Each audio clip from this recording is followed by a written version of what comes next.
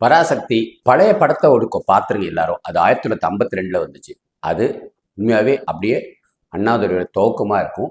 அப்பதான் வந்து திமுகங்கிற ஒரு கட்சி வரணுங்கிற ஒரு சிந்தனையை பதிவு பண்ணது. அப்புறம் படிப்படியா வந்து இந்த தமிழ் போராட்டத்தை கையில் எடுத்தாங்க. ஆனா அண்ணாதுரையோட தமிழ் போராட்டம் முடிஞ்சு போச்சு. அதுக்கப்புறம் வந்து இளைஞர்கள் இயக்கமாக தான் இருந்திருக்கு. அந்த சமயத்துல எங்க அப்பா பச்சையப்பன் கல்லூரியில் படிச்சுன்னா நிறைய விஷயங்கள் சொல்லியிருக்கிறார். அதனால இந்த படத்துல இருக்கிறது நிறைய மிகைப்படுத்தி இருக்கிறாங்க. பட் இருந்தாலும் படம் அப்படின்னு வரும்போது மிகைப்படுத்தி தான் எடுக்க முடியும்.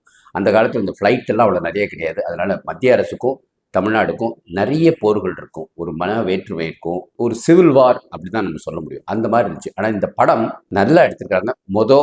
பாதி அடுத்த பாதியை எப்படியாவது ஒரு எமோஷன்ஸ் கொண்டு வரணும், மக்களிடத்துல ஒரு தமிழ் அப்படிங்கிற ஒரு பற்றை கொண்டு வரணும் அப்படின்னு நம்ம சகோதரி சுதா மேடம் வந்து பண்ணியிருக்கிறாங்க. சுதா மேடத்துக்கு அவ்வளோ தமிழ் தெரியாது. இருந்தாலும் வந்து மணிரத்னத்தோட சில இயக்குனருக்குள்ள சிறப்பு அம்சங்கள் நிறைய அமைஞ்சிருக்கு. ரொம்ப அருமையாக எடுத்திருக்கிறாங்க. ஆனால் இது யாருக்கு பயன்படும் அப்படின்னு பார்த்தீங்கன்னா, கட்டாயம் சீமான் அண்ணனுக்கு தான் பயன்படும். நானே யோசிச்சிருக்கேன். தமிழ் இன்னும் இந்த காலத்துல பண்றாருன்னா உண்மையாவே வந்து இந்த படம் பார்க்கும்போது அண்ணன் சீமான் இந்த படத்தை போய் கட்டாயம் பார்க்கணும். பாரதிய ஜனதா கட்சியில அண்ணன் அண்ணாமலை கட்டாயம் போய் பார்க்கணும். இவங்க ரெண்டு தான் உண்மையாவே இப்ப தமிழுக்காக போராடிட்டு இருக்காங்க. எல்லா தமிழர்களும் இந்த பராசக்தி படத்தை கட்டாயம் பார்க்கணுங்க. இது அவ்வளவு சிறப்பான படம். நான் பார்த்து உண்மையாவே மகிழ்ச்சி அடைஞ்சேன். திருப்பி 2 தடவையாவது பார்க்கணும். சில வசனங்கள் வந்து நமக்கு அப்படியே புரியணுங்கிற கண்ணோட்டத்தில் இருக்கிறேன். இதுக்கும் பாரதிய ஜனதா கட்சிக்கும் எந்த ஒரு தொடர்பும் கிடையாது. மத்திய அரசு யாரா இருந்தாலும் தமிழ்நாடு வந்து அதை எதுக்குது அப்படின்னு நமக்கு தெரியுது. இப்பயும் பார்த்தீங்கன்னு வச்சுக்கோங்க, தேசிய ஜனநாயக கூட்டணி தவிர பாக்கி இருக்கிறவங்க எல்லாரும் வந்து ஏதோ மத்திய அரசு வந்து ஒரு வெள்ளக்காரர் மாதிரி ஒரு பிம்பம் எடுக்கிறாங்க.